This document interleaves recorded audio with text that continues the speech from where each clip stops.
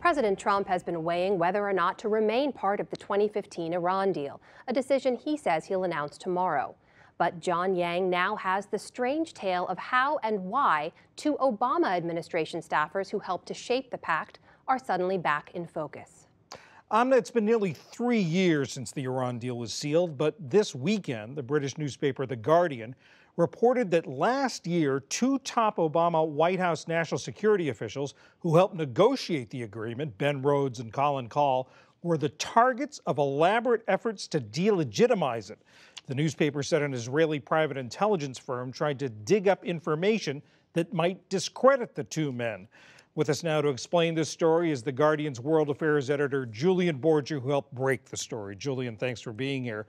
First off, I know that you've got a news story that was posted on The Guardian's website this afternoon, our time. What's the latest? Well, this is about Trita Parsi, who is the head of the National Iranian-American Council, who is a very fierce advocate of the Iran nuclear deal. And during the transition in late 2016, he was approached through an intermediary with a message from U.S. intelligence, someone high up in U.S. intelligence, warning him to look out because the Trump crowd were coming after him and would seek to discredit him as a means of discrediting the deal. And several months later, he was approached by someone he believed to be a journalist who turned out to be working for this Israeli private security firm, who was asking him, after asking general questions, asked him about whether these two officials, Ben Rhodes and Colin Kahl, had in some way maybe profited or benefited from the deal. He didn't think anything more of it other than to think it was a bit odd until we read from the transcript of that conversation that we got hold of from sources close to that firm. So that was what they were looking for. They were trying to say, according to your reporting, that these two officials who negotiated the deal were profiting from it. Yes, they were, I think, looking for two areas. One in ways that they were benefiting from the deal, and the other, the possibility that they may have shared classified information with supporters of the deal or journalists during the negotiation or in the defense and the attempt to promote the deal afterwards. And from your reporting, who was behind this? Who asked this or who hired this Israeli security firm to do this?